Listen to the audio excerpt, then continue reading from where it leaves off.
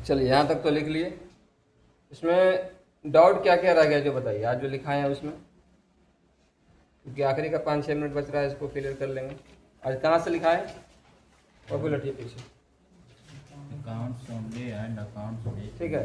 Accounts only and accounts with inventory, इसको समझने में कोई दिक्कत? अकाउंट्स ओनली का मतलब हो गया कि आप वहाँ पर अकाउंटिंग तो करिएगा लेकिन विदाउट इन्वेंट्री। इन्वेंट्री का मतलब क्या होता है? स्टॉक आइटम का नाम है ना, स्टॉक आइटम कितना पीस, कितना रेट, कितना उसका टोटल, ठीक है। अगर इस तरह का वहाँ पर डिटेल्स नहीं है तो इसका मतलब क्या होगा? गुड्स तो है लेकिन गुड्स के बारे में पूरा डिटेल नहीं है, तो उसको हम लोग क्या मानेंगे? अकाउंट्स ओनली मानेंगे, ठीक है। लेकिन अगर वहीं पर अकाउंट्स के साथ साथ क्या है, उस गुड्स तो लिखा हुआ, नीचे लिखा हुआ है कि सामान कितना पीस, ई सामान इतना पीस, यानी ई आइटम, जो आइटम मैंने क्या होता है? सामान का नाम, है ना। टैली के भाषा में, अकाउंट्स की भाषा में उसको क्या कहा जाता है? Stock item. तो स्टॉक आइटम का नाम, इतना पीस, इतना रेट। तो इस तरह का अगर जानकारी दिया हुआ है तो उसका एंट्री हम लोग कहाँ करेंगे? अकाउंट्स विथ इन्वेंट्री के अंदर करेंगे, ठीक है।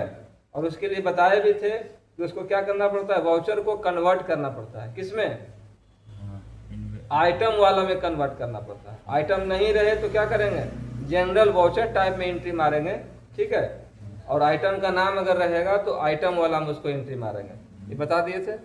तो ये क्लियर हो गया आपका अकाउंट्स ओनली और अकाउंट्स विथ इन्वेंट्री। उसके बाद क्या लिखा है? What are voucher in Tally. हाँ, एक और लिखा है आपका हेडिंग कि टैली में जो है वाउचर क्या है। तो क्या होता है टैली में वाउचर? वाउचर एक ऐसा आपका जो है कागज होता है, एक ऐसा पेपर होता है जिस पर हम जो भी ट्रांजेक्शन्स होता है किसी भी बिजनेस में, जो भी ट्रांजेक्शन हो रहा है उसका हम रिकॉर्ड करते हैं। और ट्रांजेक्शन कुछ भी हो सकता है। ट्रांजेक्शन माने लेन देन। लेन देन का मतलब पैसा लेना, पैसा देना, सामान खरीदना, सामान बेचना, सामान वापस करना, सामान वापस लेना, ठीक है। दोनों चीज हो सकता है। तो इस तरह का जितना भी ट्रांजेक्शन होता है वो सब का रिकॉर्ड किसी न किसी वाउचर पर होता है। और वही वाउचर आपको टैली में दिया गया है और उसी पर आपको एंट्री करने के लिए पूरे टैली में सीखना है। पूरे टैली में वाउचर एंट्री ही होता है, ठीक है। उसके पहले आप जो भी पढ़ रहे हैं वाउचर एंट्री में काम करने का आप बेसिक सीख रहे हैं। जैसे 1.5 महीना आप अकाउंटिंग सीखे, तो क्या सीखे?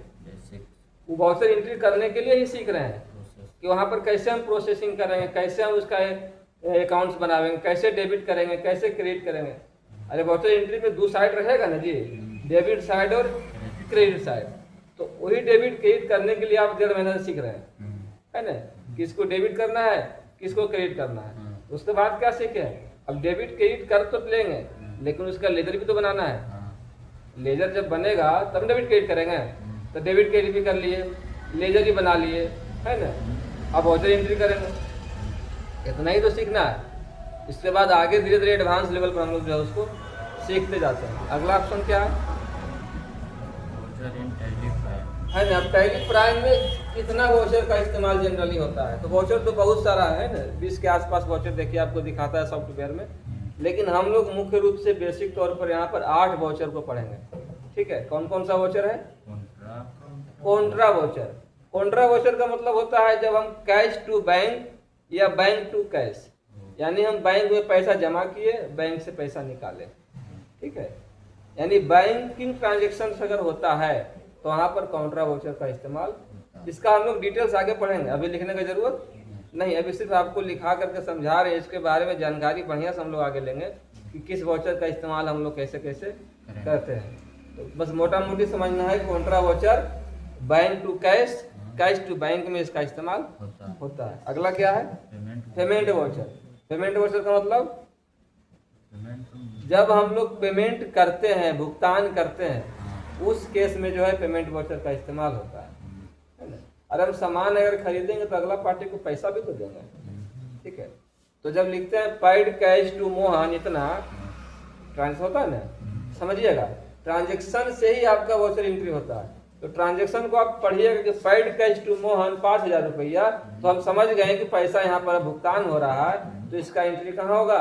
इसका एंट्री पेमेंट वाउचर में होगा। और कहीं पर ट्रांजेक्शन आता है कि रिसिप्ट 5,000 फ्रॉम मोहन, है ना, यानी मोहन से हम 5,000 रुपये रिसीव किए हैं तो उसका एंट्री जाएगा रिसिप्ट वाउचर में। ठीक है, ये भी हो गया, पेमेंट भी हो गया, रिसिप्ट भी हो गया। उसके बाद जर्नल वाउचर। जर्नल एक ऐसा वाउचर है जिसका कोई नियम कानून नहीं है, जब वो ट्रांजेक्शन या वो लेन देन किसी वाउचर में नहीं जाता है। ठीक है, ये सबसे डिफिकल्ट माना गया है अकाउंटिंग में जर्नल वाउचर। ठीक है, क्योंकि इसका कोई नियम कानून नहीं है कि जब किसी भी वाउचर में एंट्री नहीं होगा तब उसको हम जर्नल वाउचर में डाल देंगे। ठीक है, क्या बोलते हैं कि विद्यार्थी किसी क्लास में नहीं है, न 1 में है, न 2 में है, न 3 में है, न 4 में, इसको यहाँ साइड करो, इसको वहाँ डालो। ठीक है, तो जब वो कहीं 7 के 7-8 को जो भी वाउचर है अगर वो कहीं सेट नहीं हो पा रहा है नियम के अनुसार, तब उसको आंख बंद करके जर्नल में डाल देंगे और उसका नाम होता है एडजस्टमेंट वाउचर। नहीं कहता है कि सर जगह नहीं है तो कहीं पर एडजस्ट कर दीजिए, ऐसा नहीं कहा जाता है कि कहीं पर हमको एडजस्ट, यानी कि आपके लिए प्रॉपर सीट नहीं है, सारा क्या है, सारा सीट रिजर्व हो गया है, कहीं पर जगह नहीं है तो कहीं पर हमको घुसा के सही पर सेट कर दीजिए, डाल दीजिए। ठीक है, तो जर्नल वाउचर का मतलब क्या होता है, एडजस्टमेंट वाउचर की किसी कहीं पर उसको एडजस्ट जर्नल में डाल दीजिएगा तो एडजस्टमेंट में चल जाएगा वो। ठीक है ना, अगला क्या है, सेल्स वाउचर का मतलब बिक्री। जब कंपनी सामान बेचता है तो उसका एंट्री जो है वो सेल्स वाउचर में जाएगा। अगला सर, ये सब नाम से ही स्पष्ट है, जब सामान बिकेगा तो सेल्स में और खरीदाएगा तो परचेज में। ठीक है, क्लियर, ये सबका नाम से स्पष्ट है, सब समझना नहीं है। अब डेबिट नोट, क्रेडिट नोट सामान रिटर्निंग के लिए।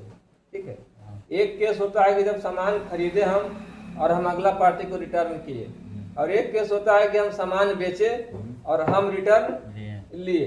दोनों रिटर्निंग ही है, लेकिन दोनों में अलग अलग है, एक परचेज का रिटर्न हुआ और एक सेल्स का रिटर्न हुआ। जब परचेज का रिटर्न होता है तो हम सामान अगला पार्टी को रिटर्न करते हैं, सेल्स का होता है तो हम रिटर्न लेते हैं। ठीक है, लेकिन दोनों के लिए एंट्री क्या है, अलग अलग है। जैसे हम लोग एंट्री मार रहे हैं ना, अरे जर्नल सॉल्व किया है ना, परचेज रिटर्न और सेल्स रिटर्न, तो वैसे यहाँ पर भी वाउचर एंट्री में जाएगा आपका परचेज रिटर्न के साथ जिसका रिलेशन होगा उसको वहाँ जोड़ेंगे डेबिट नोट में, और सेल्स रिटर्न होगा उसका किससे होगा, क्रेडिट नोट में।